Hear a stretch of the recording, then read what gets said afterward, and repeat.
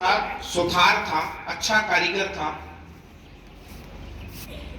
एक गांव में है, वो बड़ा अच्छा सा मकान बन गया। जैसे बाड़मेर के अंदर एक बहुत बड़ी हवेली नाम से मकान बना है, बहुत कॉस्टली है।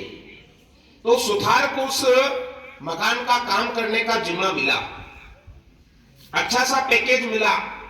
वो व्यक्ति काम करने के पश्चात जब अपने घर की ओर लौट रहा था तो सुनसान सा वह रास्ता था, और उस सुनसान रास्ते के बीच में ही उसे लुटेरे मिल गए।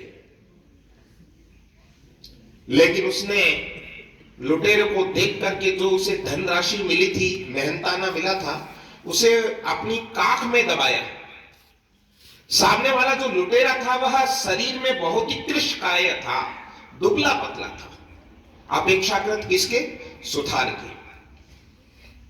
लेकिन उस कृशकाय पतले दुबले व्यक्ति के पास में एक चीज और थी, वह थी बंदूक, जो उसकी इस पतलेपन को, दुबलेपन को क्या कर रही थी? और भी प्रभावी बना रही थी। देख करके बड़ई है वह डर गया। बंदूक तानी उसने, डाकू ने कहा कि जितना कुछ माल लाया है वो सारा सारा यहां रख दे। डर करके उसने अपने जितने भी पैसे थे वो सारे रख दिए। लेकिन उस सुथार के मन में एक प्रश्न आया कि यदि मैं जब घर जाऊंगा तो मेरे घर वाली मेरे पर वो प्रश्नवाचक लगाएगी कि आपने कहीं पर भी है, या तो जुए में या फिर कहीं पर भी है, वो आपने पैसे खर्च कर दिए हैं।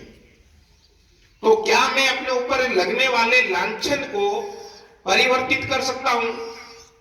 तब उसने एक युक्ति लगाई और जो पैसा उसको देना था वो दे दिया, और उस डाकू से कहा कि आपके पास में बंदूक है, जरा आप मेरी इस टोपी के ऊपर एक फायरिंग कर दीजिए, ताकि मैं गर्व से जाकर के कह सकूं कि देखो लुटेरे आए थे, ये देख ले निशान।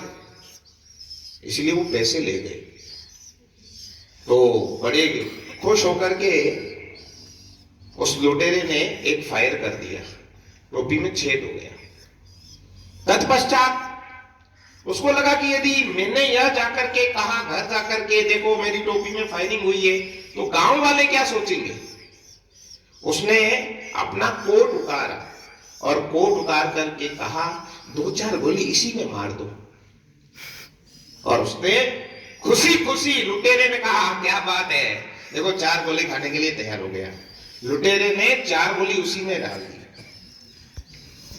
फिर उसने लगा कि यह और भी क्या ऐसा कहूं। तब उसके पास में ठंड का मौसम था तो शॉल भी थी। उसने तुरंत शॉल निकाली, कहा कि 1-2 इसमें डाल दो। तब लुटेरे ने उत्तर दिया कि भैया मेरे पास में गोलियां समाप्त हो गई है। तब उसी विषय का इंतजार कर रहा था कौन? वह बढ़ई। और उस बढ़ई ने तुरंत ही, शरीर से मेरे जैसा बलिष्ठ था, लेकिन सामने वाला कृशकाय था, उसके पास में क्या थी? बंदूक।